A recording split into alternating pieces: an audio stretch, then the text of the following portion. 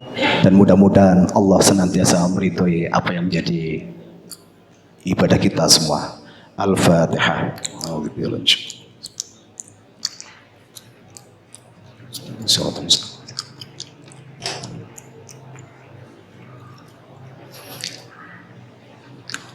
Selanjutnya adalah nanti ada penyampaian bingkisan untuk yang berhak menerima, yakni dari Lazisnu Kecamatan NU Kelambi Kecamatan Klojen di belakang sana.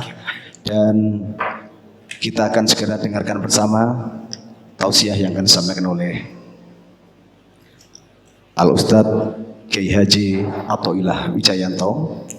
Beliau adalah Wakil Khatib Orai Suriah BCNU Kota Malang dan pengasuh Pondok Pesantren Mabaul Huda Bandulan Kecamatan Sukun Kota Malang.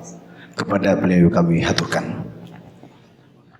Alhamdulillahi dzil jalali wa syari'il harami wal halali thumma salatullahi ma'asalami ala nabiyil mustafa tihami Muhammadil hadi minad dalali wa afdalis sahbi wa khairi ali wa ba'du.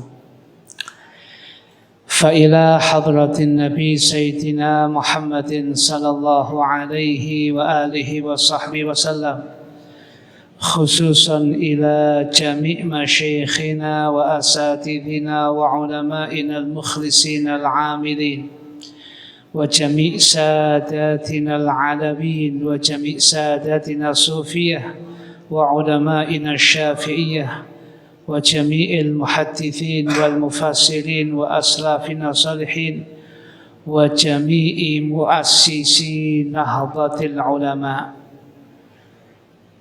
Dumateng para kiai almarhumin wonten Masjid An-Nur celaket annallaha yataghashahum jami'an birrahmah wal maghfirah wa yu'idu alaina min barakatihim wa asrarihim على هذه النيات ولكل نية صالحة بسر الفاتحة. أعوذ بالله من الشيطان الرجيم. بسم الله الرحمن الرحيم. صراط Para kiai, para asatid, para pinisepuh Masjid An-Nur yang hadir di tempat ini yang senantiasa dimuliakan oleh Allah, kepada segenap pengurus PJNU Kota Malang, baik dari berbagai macam jajaran LTNU dan sebagainya yang telah mengadakan kegiatan Ramadan seperti saat ini, yang merupakan kegiatan ini merupakan kegiatan rutinitas tahunan yang memang sangat-sangat diharapkan oleh warga Nahdliyin dan umat Islam secara umum untuk bisa didatangi oleh pencerahan Ramadan seperti saat ini. Dan alhamdulillah malam hari ini segenap pengurus PJNU Kota Malang bisa hadir di hadapan panjenengan untuk mengadakan kegiatan yang sudah diadakan mulai dari siang tadi. Kita tentunya berharap kepada Allah Subhanahu wa taala hadirnya kita di masjid yang kita cintai ini mengundang rahmat dan barakah Allah.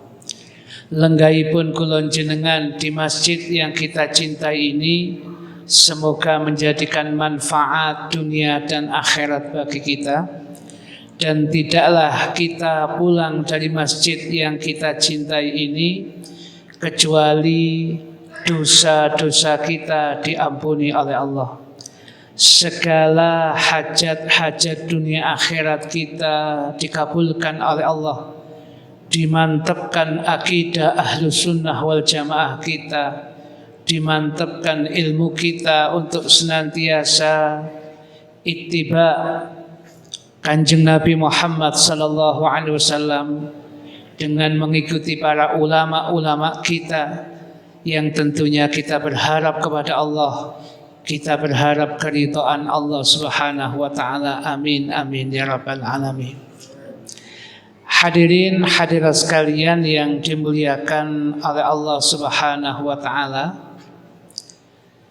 Asy-Syaikh Muhammad Nawawi bin Umar Al-Jawi Al-Bantani dalam kitabnya Tafsirul Munir atau biasa disebut dengan ungkapan tafsir Marah Murah Labid di juz yang kedua halaman 457, beliau kemudian menceritakan bahwasanya beliau di dalam ungkapan tafsirnya ini menceritakan bahwasanya Al-Imam Mujahid radhiyallahu anhu pernah bercerita, kana fi bani Israil rajulun yaqumul laila hatta yusbiha thumma yujahida hatta yumsiya fa'ala dhalika alfa syahrin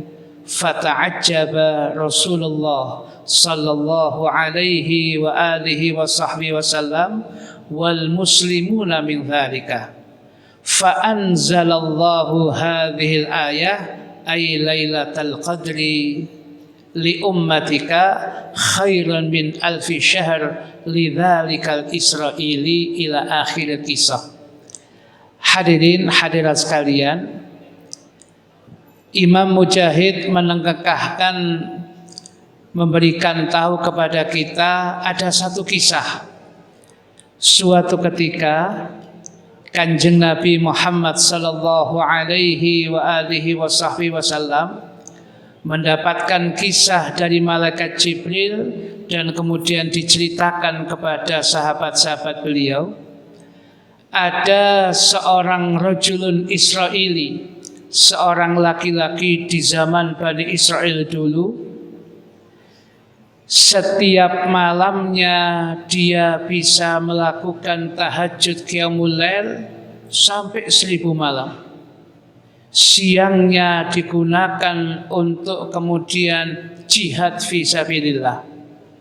Melihat cerita yang begitu indah begini, sahabat-sahabat Nabi kemudian merasa takjub, merasa heran akan suatu hal yang luar biasa ini. Kok ada manusia yang seperti ini? Tetapi kemudian di sisi yang lain mereka kemudian merasa sedih.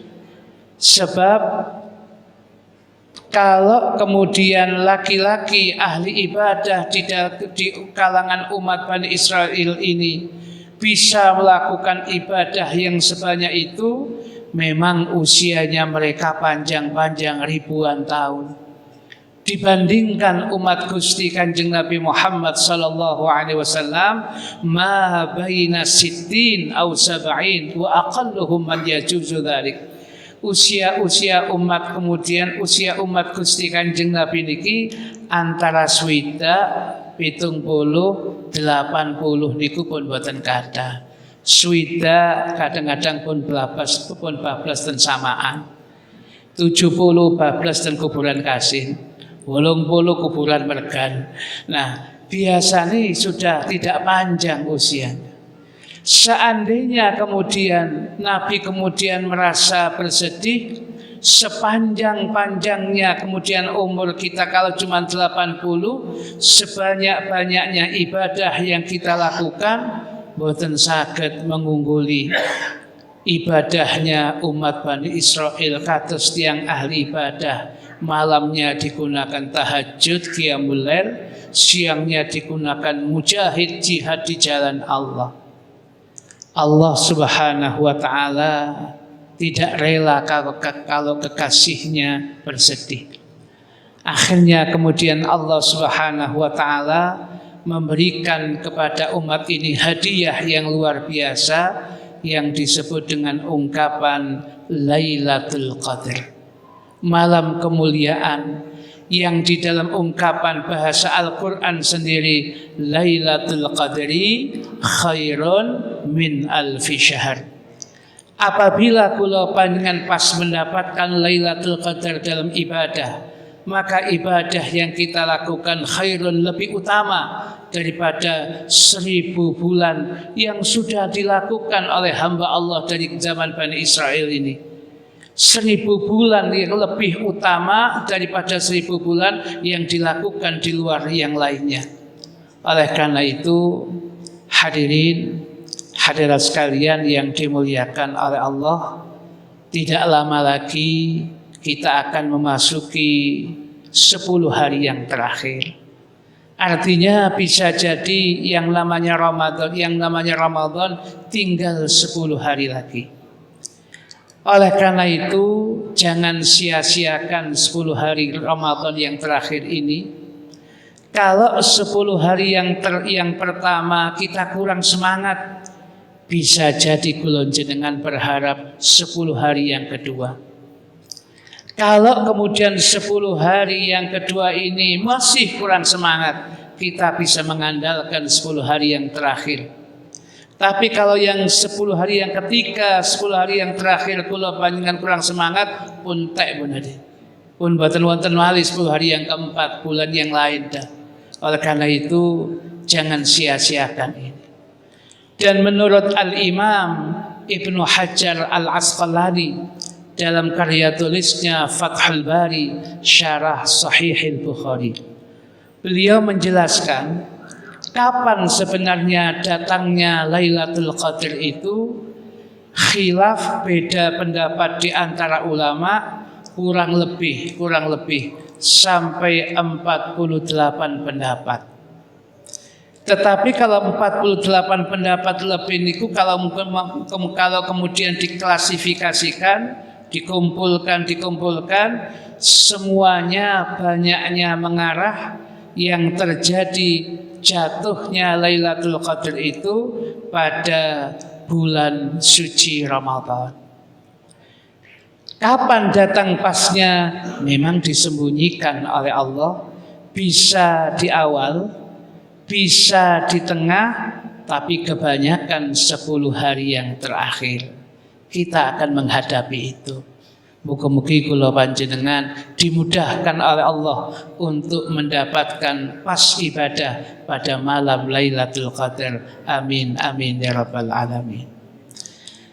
Hadirin hadirat sekalian yang dimuliakan oleh Allah Subhanahu wa taala, ada ungkapan yang menarik yang bisa kita simak dari ungkapan Sultanul Aulia Asy-Syaikh Abdul Qadir Al-Jilani dalam kitabnya Al-Ghunyah li Talibi Tariqil Haqq. Sultanul Aulia Syekh Abdul Qadir Al-Jilani mengatakan, Innallaha ta'ala akhfa khamsata asya fi khamsatin. Sesungguhnya Allah Ta'ala menyembunyikan 5 perkara pada 5 perkara yang lain. Al-awwalu, yang pertama, akhfa ridallahi fit ta'ati. Allah menyembunyikan keridhaannya di dalam berbagai macam ketaatan demi ketaatan. Artinya berbagai macam ketaatan dan ibadah bisa mengundang keridhaan Allah. Ibadah apapun bisa. Tapi mana yang cepat mendatangkan ridha Allah, disembunyikan oleh Allah agar seluruh ketaatan kita lakukan. Agar kebaikan kita jalankan seluruhnya, agar ketaatan kita lakukan seluruhnya, pasti salah satunya kita akan mendapatkan ridha Allah. Wafani, yang kedua, akhfa ghadabahu fil ma'asi. Allah Subhanahu wa taala menyembunyikan kemurkaannya di berbagai macam maksiat-maksiat. Maksiat mana yang bisa mengundang kemurkaan Allah? Semua maksiat berpotensi mengundang yang namanya kemurkaan dan azab Allah. Memang disembunyikan oleh Allah agar apa? Seluruh maksiat kita tinggalkan, seluruh maksiat kita tidak lakukan, pasti kita jauh dari azab atau kemudian kemurkaan Allah. Wa thalithu, yang ketiga, akhfas salatal wusta fi salawati. Salatal wusta, salat yang tengah dari 5 salat 5 waktu yang kita kerjakan, itu salat yang paling afdal. Sampai dalam ungkapan Al-Quran dikatakan hafidhu ala salawati was salatil wusta. Jagalah oleh kalian 5 kali salat, lebih-lebih salatil wusta. Mana yang salatil wusta? Ulama khilaf. Ada yang mengatakan salat asar, ada yang mengatakan salat subuh. Lepas daripada pendapat ulama, asal 5 salat kita jalankan, lebih-lebih 5 waktu kita kerjakan dengan jamaah, pasti salah satunya sudah kita mendapatkan salatil wusta. Yang keempat, akhfa waliyahu fi khalqih.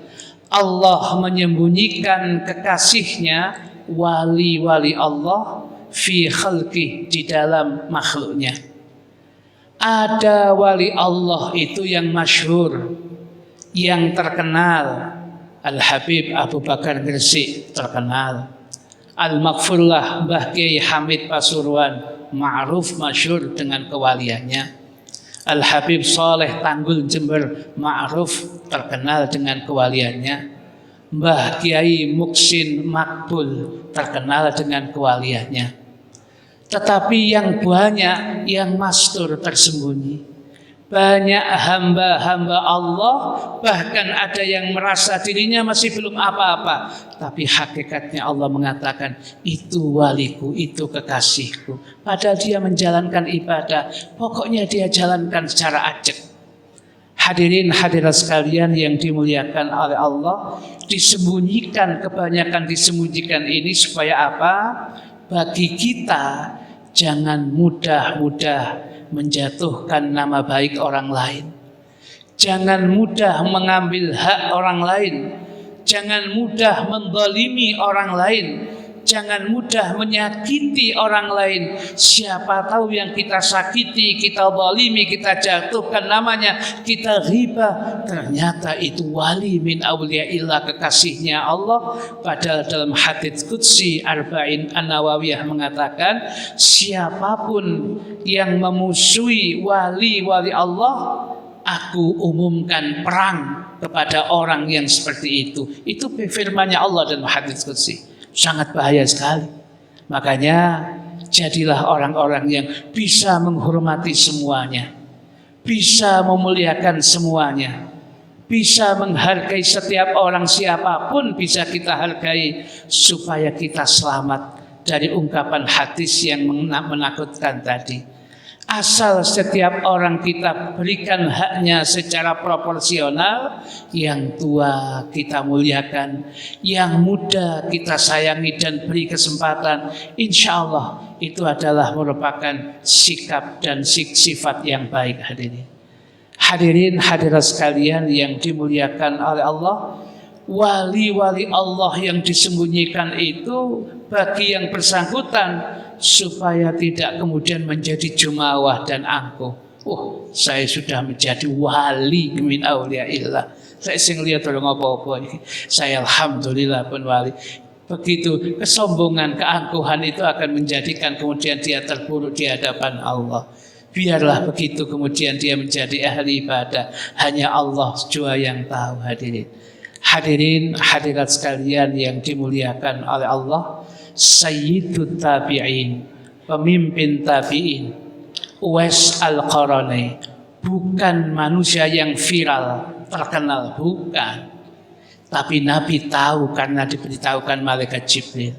Kemudian Nabi memberitahukan kepada sahabat Umar bin Khattab dan Ali, kalau ketemu yang namanya Uwais Al-Qarani dengan ciri-ciri khasnya ini, kirim salam kepada beliau dan minta doa. Doanya mustajabah. Begitu sampai di satu daerah yang disebutkan oleh Nabi, cari yang namanya Uwais Al-Qarani, nggak ada. Yang ma'ruf terkenal ulama, masyhur dia. Kalau Uwais Al-Qarni sing angon wedhus, biasanya pengembala domba, lho niku wonten. Ya ternyata itu hadirin.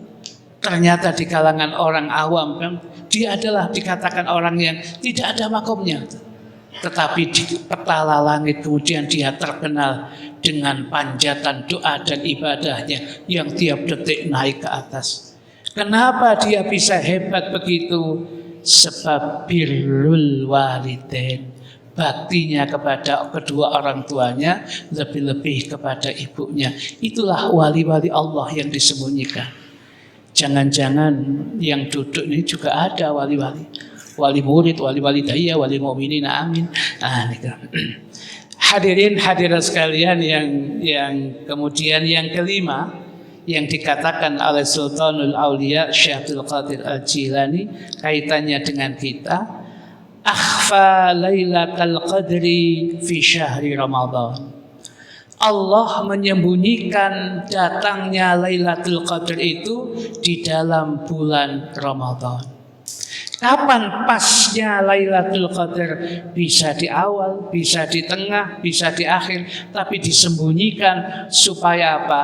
Jamaah An-Nur Celaket niki le ibadah tarawih, isya, tarawih witir itu dari awal sampai ke tengah sampai akhir tidak ada lubang sama sekali. Semuanya dilakukan pasti dapat Lailatul Qadar. Itu hadirin.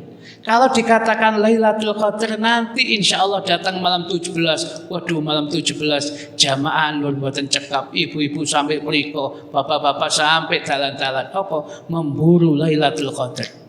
Begitu malam bolulah sepi ya nopo unangsal malah susuk sih nono susuk ibarat ya karena dapat sekali Lailatul Qadar 83 tahun lebih 4 bulan tadi usia kulo sik 50 sampai susuk 30 tahun kulo niki ya. Jadi memang disembunyikan supaya apa? Dari awal, tengah sampai akhir Ramadan, kulo panjenengan bisa kemudian ibadah. Pasti salah satunya kemudian mendapatkan Lailatul Qadar. Hadirin hadirat sekalian yang dimuliakan oleh Allah, terakhir nanti kita buka tanya jawab dipandu oleh MC. Ya, yang terakhir, amalan-amalan apa yang pantas kita lakukan di dalam malam-malam Ramadan untuk bisa menghadang datangnya Lailatul Qadar. Ada 4 hadirin. 4 kan boten napa. Ngeten sik masalah hadirin. Ya niki pun 4 niki. Ya. Ada 4 hadirin. Apa 4 ini? Saya ringkaskan di dalam kitab Dzikrayat Munasabat Abuya Sayyid Muhammad Alawi Al-Malikil Hasan. Nah, yang pertama kita lakukan itu tidak sampai meninggalkan sholat subuh dan isya dengan berjamaah. Pokoknya tiap malam isya jamaah, subuh jamaah, tiap hari di bulan Ramadan dia pasti mendapatkan Lailatul Qadar. Sebab dawuhnya Imam Syafi'i, man syahidal isya'a wa subha Lailatul Qadri faqad akhadha bihaddihi minha. Barang siapa yang melaksanakan salat isya jamaah, salat subuh berjamaah, pas kok malam itu Lailatul Qadar, maka sungguh dia sudah mengambil bagian daripada bagian pahala Lailatul Qadar. Asal subuh asal isya jamaah, subuh jamaah. Hadirin hadirat sekalian yang dimuliakan oleh Allah, kok dipilih isya dan subuh jamaah? Ya hadirin, sebab isya dan subuh itu dibandingkan 3 salat yang lain, menurut ulama adalah salat yang tersulit. Karena kaitannya kalau sekarang mungkin masih banyak listrik, zaman dulu kan nggak ada. Kondisi sudah maghrib lebih isya itu sudah orang kalau masih bisa ke masjid dengan kondisi gelap luar biasa. Ya. Oleh karena itu ini yang luar biasa. Lek jenengan kemudian biasa jamaah maghrib, oh biasa sih biasa dia. Niku sego jangan ini biasa mawon itu. Ya, kalau kemudian zuhur asar, ya itu kita masih tidak kondisi tidur. Tapi kalau kondisi isya, kondisi gelap zaman dulu, kondisi lelah kemudian sakit jamaah isya, lebih-lebih jamaah subuh, subhanallah. memang orang-orang yang mendapatkan tambahan taufik dan hidayah dari Allah. Maka kemudian dipilih isya jamaah, subuh jamaah. Dan di dalam ungkapan hadis yang lain, Al-Imam Al-Khatib Al-Baghdadi menandaskan, man shallal isya jama'atan, barang siapa yang melaksanakan salat isya dengan berjamaah, faka'annama qama layl, faka'annam qama nisfal layl, atau kama qala. Barang siapa yang melaksanakan salat isya berjamaah, seakan-akan dia melaksanakan qiyamul lail separuh malam hari ini. Dan barang siapa yang melaksanakan subuh berjamaah, faka'annama, maka seakan-akan dia melaksanakan qamal laila kullahu, seakan-akan semalam suntuk digunakan qiyamul lail. Pahalanya kados ngeten itu. Makanya kalau boleh memilih melekan dalu tahajud napa subuhan, lek saged kali-kali ini tahajud nggih aktif, jamaah subuh nggih saged, niku sae. Tapi kalau kemudian harus pilih salah satu, jangan tinggalkan jamaah subuh. Melekan mboten napa-napa, napa malih kelompok suku dalu adanya. Ya, niku biasane kelompok suku dalu ditambah jamaah piring seng. Ya, niku biasane. Nah, ini kalau kemudian melaksanakan yang semacam ini, ya, mboten napa-napa, tapi jangan tinggalkan jamaah subuh. Tapi lek wiritane bengine Masya Allah, tapi akhirnya kemudian ati subuh keturun. Tangi-tangi nis ngapi itu dibuka putu nih jalur sanggup berangkat sekolah. Wah, berarti ini gak melaksanakan subuhan jamaah subuh, sangat sayang sekali. Oleh karena itu, dan ini bagian daripada hawa nafsu, mengedepankan sunnah, meninggalkan wajib. Nah, oleh karena itu, siapapun yang mendapatkan bisa melaksanakan isya jamaah, subuh jamaah, dipastikan mendapatkan Lailatul Qadar. Yang kedua, memperbanyak ibadah-ibadah sunnah. Sholat tarawihnya dijaga, sholat witirnya dijaga. Kalau mau tahajud di waktu malam monggo dan sebagainya. Sebab ada hadis, ungkapan hadis Bukhari Muslim, man qama lailatal qadri imanan wahtisaban ghufira lahu ma taqaddama min dzambi.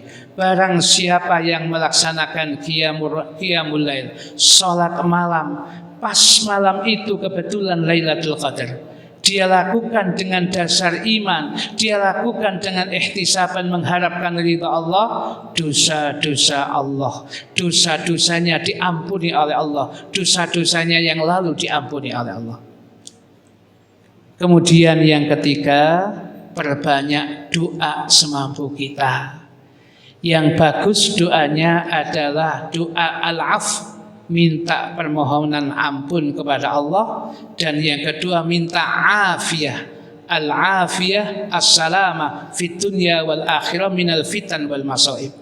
Minta afiyah, keselamatan baik di dunia dan akhirat dari berbagai macam fitnah dan musibah. Ini yang kita minta. Makanya suatu ketika Sayyidatuna Aisyah radhiyallahu anha bertanya kepada Nabi, doa apa yang perlu kita sampaikan ya Rasul apabila pas malam itu Lailatul Qadar? Bahasa Kanjeng Nabi, ajarannya kepada Aisyah, Allahumma innaka afun tuhibbul afwa fa'fu anni. Kalau yang biasa kita baca, Allahumma innaka afun karimun tuhibbul afwa fa'fu anna ya karim. Sampai biasanya 3 kali. Itu berkali-kali hadis dalam rangka menghadang datangnya Lailatul Qadar. Dan yang kedua, minta afiyah. Sebab Nabi pernah mengucap pada sahabat yang berkali-kali tanya, doa apa yang kami panjatkan yang paling bagus ya Rasul? Dijawab oleh Nabi, mintalah afiyah kepada Allah. Kemudian Nabi menambahkan, idza u'tital afiyah fid dunya wa u'titaha fil akhirah faqad aflahta. Apabila engkau diberi afiyah di dunia dan juga diberi afiyah di akhirat, maka sungguh engkau adalah manusia yang sangat beruntung.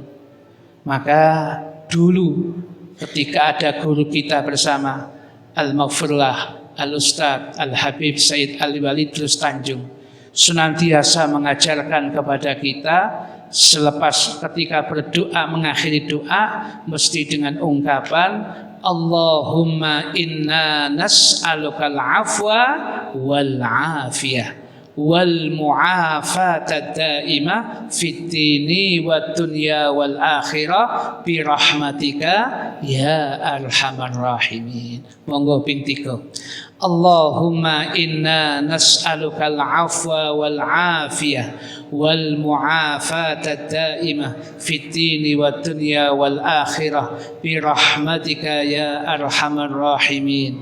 Allahumma inna nas'alukal afwa wal afiyah wal mu'afata daimah fid dini wad dunya wal akhirah bi rahmatika ya arhamar rahimin.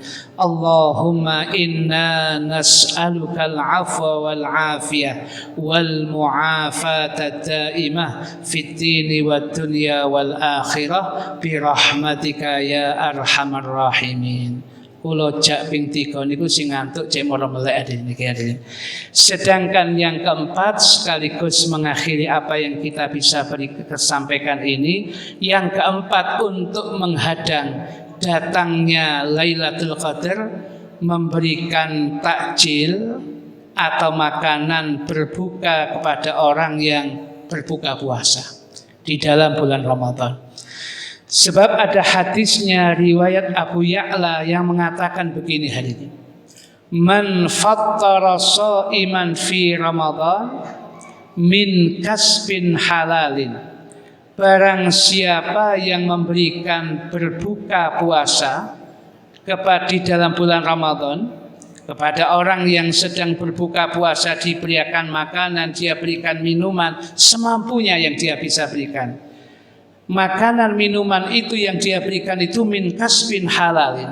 Dia berikan dari jerih payahnya yang halal, dari pekerjaannya yang halal. Min kasbin loh Pak, bu kasbun, kasbin, kurungune kasbun. Min kasbin halalin, dari jerih payahnya yang halal.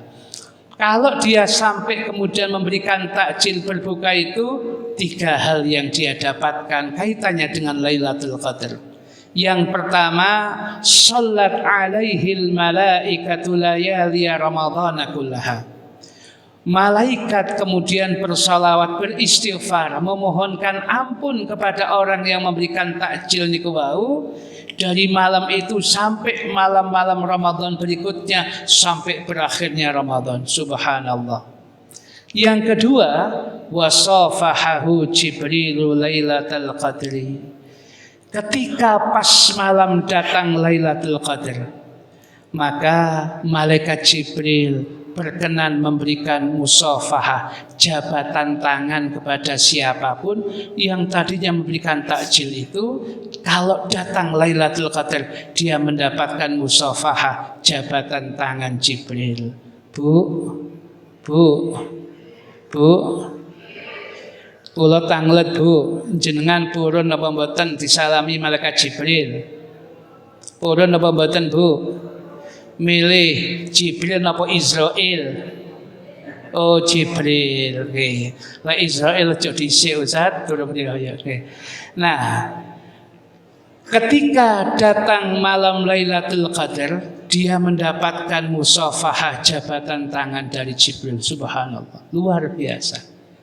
Ustaz, kalau yang dapat ini banyak malam itu, apa gak kesel Jibril salaman? Oh, sangat mudah dari kelilingan bumi ya, dibandingkan dengan kecepatan cahaya, malaikat tentu terbuat dari nur cahaya diri. Itu pernah dihitung oleh teman yang ahli fisika itu, bahwasanya kelilingan bumi dengan malaikat yang terbuat dari nur cahaya itu 1 detik malaikat itu bisa keliling 8 kali. Niki malaikat biasa, durung jenderal loh, Jibril kan jenderal. Nah, iki sing biasa 8 kali sak detik. Kalau kemudian salaman kali jamaah nur kabeh, waduh sego jangan gampang kali Jibril. Gampang lho. Oleh karena itu pasti bisa yang demikian. Orang yang tanda dapat kemudian malaikat mendapatkan Lailatul Qadar, dia mendapatkan musafahah jabatan tangan Jibril. Dan lebih hebat itu, wa man safahahu Jibrilu takthuru dumu'uhu wa yariqu qalbu. Siapa yang mendapatkan musafahah, siapa yang mendapatkan jabatan tangan Jibril, ada dua tandanya. Yang pertama, gampang menangis setelah itu. Dan yang kedua, hatinya semakin lembut. Hatinya kemudian gampang menerima nasihat. Hatinya gampang menerima kebaikan. Hatinya gampang menerima kebajikan. Begitu mudahnya dia menerima kebaikan. Mungkin dia keras, tegas, tapi kalau menerima kebenaran dia terima. Umar bin Khattab memang tegas hadirin. Tapi ketika di tengah-tengah pasar dia khutbah, diingatkan oleh seorang perempuan, tahu dia salah Umar bin Khattab, ucapannya cukup memantapkan orang lain yang mendengarkan. Dia mengatakan, asabatil mar'atu wa akhta'a Umar. Benar, ibu ini benar, perempuan ini benar. Saya Umar yang salah. Begitu hadirin. Tidak merasa dia dijatuhkan, tidak yang demikian itu. Itu hati yang lembut, sebab tersentuh dengan musafahah jabatan tangan Jibril. Mendengar hadis yang demikian ini, ada sahabat yang mengatakan, ya Rasul, kalau orang itu tidak punya apa-apa, kepin sedekah makanan, sedekah minuman, takjil kalau nggak punya, Rasul mengatakan, luqmatu khubzin, 10-an roti sudah cukup. Jenengan dugi ten Masjid An-Nur nggo roti sito, roti loh, nggo roti kalung, roti. Ya, jadi kemudian betul roti niku setunggal diparuh, separuh dimakan sendiri, separuh dikekno koncone damel takjil, sudah cukup. Asal sing dikekno koncone cocok dhisik. Ya itu. Nah, ini satu. Yang kedua, kalau kemudian roti pun tidak ada, kemudian sudah makanan apapun saja. Ya, oleh karena itu setelah pengajian ini, kalau besok di Masjid Nur kok sepi takjil, nemen hadirin. Ya, karena sudah hadisnya kita bacakan. Tapi kalau kemudian ngirim ten Masjid Nur takjil, yo cuk pancet, buon dino diantem kates ya. Ini variasi lah hadirin yang demikian.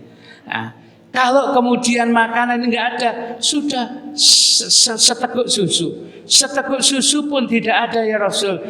Kemudian syarbatun min ma'i, seteguk air enggak apa-apa. Jadi jenengan betul air akuan niku pun sing gede. Cilik niku kan wonten cilik hadirin, cilik niku hadirin. Lengetan agak gede. Niki cilik hadirin. Cilik niku betul lurus tunggal jenengan sukaken kanca jenengan umbi. Sing diombe kemudian tenggorokan niki kemudian gak pati teles niku hadirin. Ya niki. Itu sudah cukup masuk hadis ini.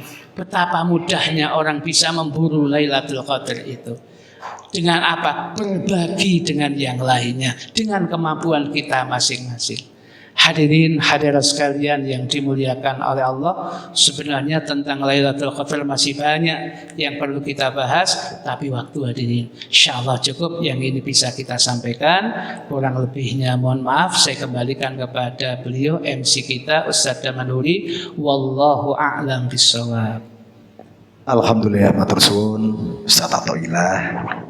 Saya tadi melihat sudah 36 menit beliau menyampaikan pengisian rohani, karena tidak mungkin melakukan sebuah pengisian jasmani karena kita tadi sudah berbuka puasa bersama di sini. Satu pertanyaan saja, kira-kira ada yang bertanya? Bapak Ibu atau Bapak aja? Monggo. Monggo iki, Bapak sinten? Pak Muhammad Izan, monggo Bapak. Assalamualaikum warahmatullahi wabarakatuh. Pada Pak Ustadz tadi dikatakan wali-walinya Allah yang disembunyikan oleh Allah, itu mau diterangkan supaya orang ngerti gitu Ustadz. Wali-walinya Allah yang disembunyikan oleh Allah supaya orang umum bisa tahu ciri-cirinya bagaimana. Terima kasih. Waalaikumsalam. Waalaikumsalam warahmatullahi wabarakatuh. Ada orang-orang tertentu yang menurut pandangan hakikatnya dan pandangan Allah, dia adalah kekasih Allah. Sebab amaliyahnya istiqomah aja. Keberadaannya memberikan manfaat di kampungnya. Tapi dia merasa orang biasa. Dia tidak merasa orang yang hebat. Dia merasa bahwasanya yang lain juga melakukan seperti itu. Tapi masalah hati hadirin. Ternyata keikhlasannya luar biasa. Ketika dia berbuat sekian puluh tahun, dia tidak ada hitung-hitungannya. Pokoknya dia melakukan itu. Sing penting oleh ridhoni Gusti Allah. Sing penting oleh ridhoni Gusti Allah. Sing penting nyenengno Gusti Kanjeng Nabi. Selebihnya apa kata Allah. Dan dia melakukan segala hal itu sepenuhnya. Tidak ada ungkapan transaksional duniawi mboten. Ya, dia tidak ada hitungan-hitungan. Perjalanannya secara istiqomah, ibadah karena Allah. Orang-orang yang demikian ini, yang ikhlas karena Allah. Dan bahasa ikhlas itu bahasa hati. Ya. Bisa jadi sama-sama jamaah, tapi yang satunya kemudian ikhlas, kemudian satunya tidak. Sebab sehingga jamaah, kapanpun jamaah, sedang niki jamaah ketika nyalek dok mawon, ya, ketika gak anu merobos gak ketok ngoten mawon. Nah niki nyalek yang lain aja. Nah, jadi kemudian di sini dikatakan bahwasanya ya, jadi ibadahnya itu begitu. Dan ini masalah hati. Kalau sudah berkaitan dengan hati, hanya Allah Subhanahu wa ta'ala yang tahu. Bisa jadi panjenengan dengan yang lain sama-sama jamaah tiap hari, tapi satunya makomnya meningkat. Kenapa? Ikhlasnya luar biasa di hadapan Allah. Tidak ada nuansa apa-apa. Pokoknya kepingin golek ridhoni Allah. Dan kepingin itu bahasanya hati. Dalamnya laut bisa diduga. Dalamnya hati siapa yang tahu? Nah, hanya Allah Subhanahu wa ta'ala. Oleh karena itu, dia yang namanya wali mastur ini, dia merasa bukan orang yang hebat, memang dibegitukan oleh Allah supaya tetap kondisi dia ikhlas itu. Sebab kalau dia merasa nanti kemudian sampai kemudian kewaliannya tersingkap, sampai banyak orang yang datang minta doa, ya kalau kemudian dia siap dengan hati tetap ikhlas. Kalau kemudian dia tidak, bisa jadi kemudian dia terjerumus dalam ketidakikhlasan, habis yang demikian. Kadang-kadang Allah memang menyembunyikan itu. Sehingga kadang-kadang kemudian memang disimpan biar sampai kapan? Hatta ya'tiyakal yakin. Sampai mati pun begitu. Hanya Allah yang tahu. Nah, begitu hadirin. Sampun. Di Soteng Rumian.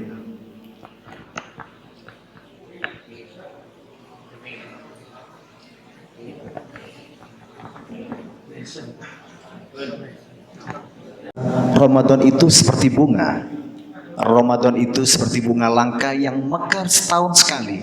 Dan saat kita mulai mencium aromanya, ia menghilang selama 1 tahun lagi.